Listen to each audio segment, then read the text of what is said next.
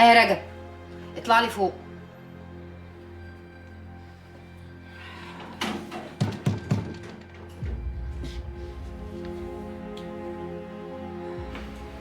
خير يا ست جميله؟ الحقني يا عم رجب، المفتاح مش راضي يفتح. ما هو القانون اتغير. يعني ايه اتغير؟ الاستاذ كريم اخو حضرتك جه من ساعه وغير القانون ومشي. مين قال له يغير الكالون؟ هو قال لي ان دي تعليمات سعادتك.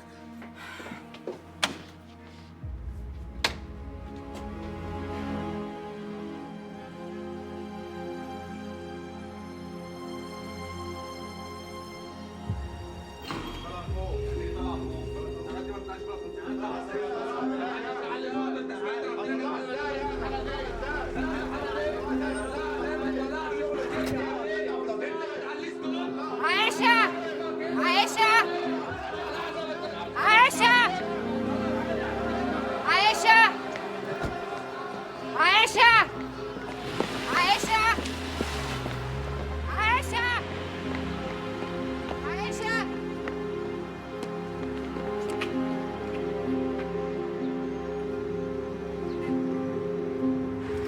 خدي يا حبيبتي.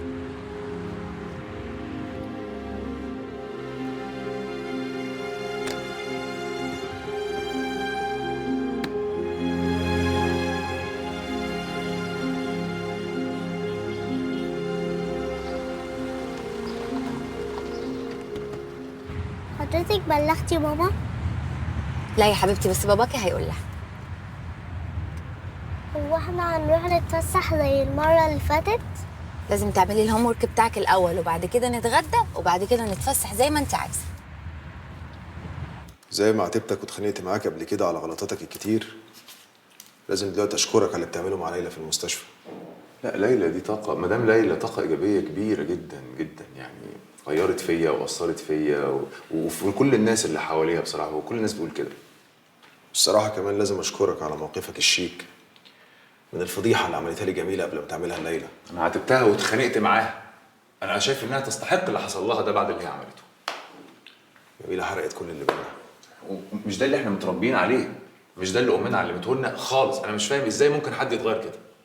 عموما هي اللي جابته لنفسها، وأنا عمري ما فكرت أضايقها على فكرة. كانت قاعدة في شقتها معززة مكرمة. أما نشوف هتعمل إيه دلوقتي بقى.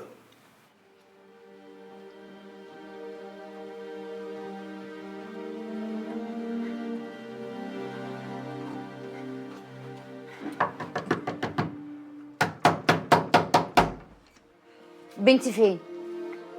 عائشة! عائشة! عائشة! عائشة!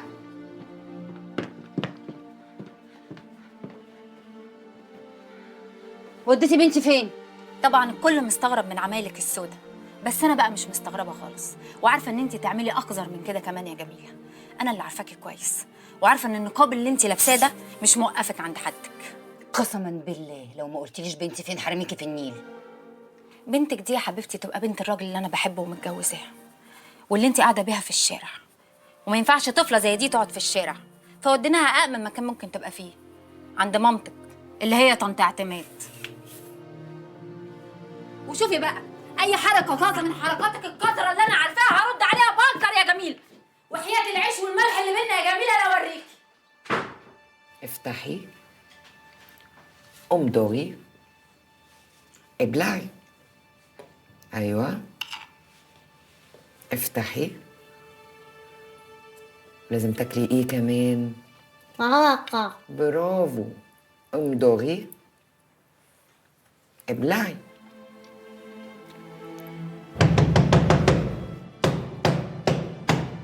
انا عايزاكي تخلصي الطبق ده على ما ارجع.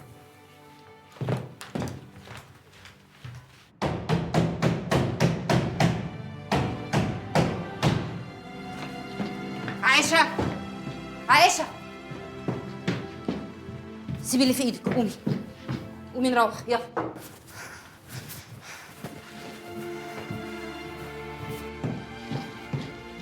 عينك قذرة. انت كمان يا ماما. هاكلك بره.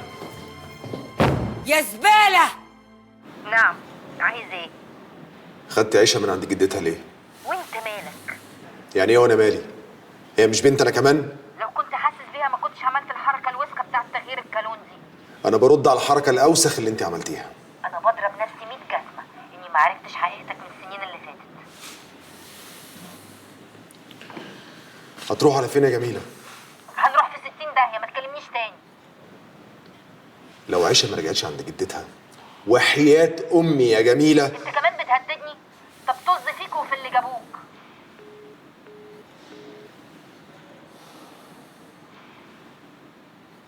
والشقة دي يا حاجة باسمه ولا باسمك؟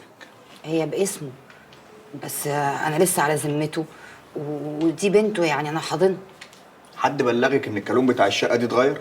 طبعا ما حدش بلغني، انا جيت ادخل شقتي لقيت الكالون ما بيفتحش، وزي ما حضرتك شايف بنتي بلبس المدرسه ونامت من كتر التعب.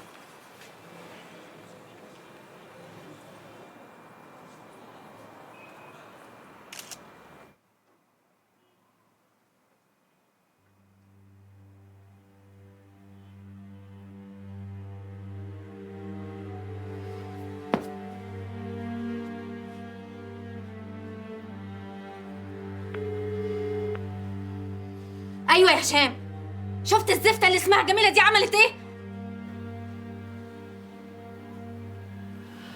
اخصى عليك يا جميله، ازاي تعملي كده؟ يعني انا دلوقتي لو رحت جبتها من شعرها قدام الناس ابقى غلطان؟ معلش يا دكتور هشام، مش هينفع فضايح اكتر من كده، اكتر من كده المستشفى هتقفل بجد. طب قول لي اعمل ايه؟ قولوا لي المفروض دلوقتي اعمل ايه؟ انا هتصرف. هتعملي ايه يعني يا ماما؟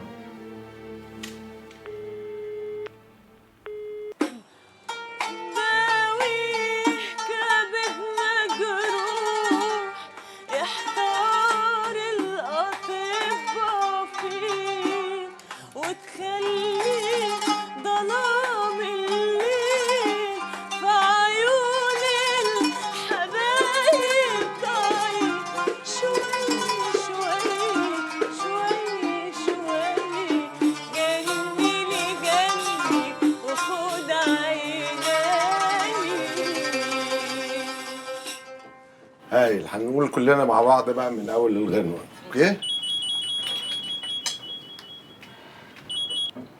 يا اعتماد، ايه حد من العيال تعبان ولا حاجه؟ ايه طيب اهدي شويه. ايه بتقول ايه؟ ده حصل امتى؟ في اسم ايه؟ وحضرتك بتطلبي ايه دلوقتي؟ الشقه طبعا. اكتب يا ابني: اطلب تمكيني من مسكن الزوجية لأني حاضنة. وقف المحضر على كده. اتفضل امضي. ممكن اعرف تمكين يعني الشقه ده هياخد وقت قد ايه؟ يعني حوالي شهر ونص. يا نهار اسود، شهر ونص؟ هي الإجراءات كده، على بال ما نعرض نيابة وتختاره ويرد مش أقل من كده. عموما ممكن حضرتك تقعدي عند أي حد من قرايبك لحد ما قرار التمكين يطلع.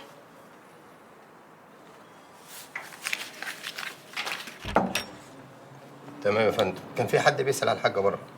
قول له اتفضل.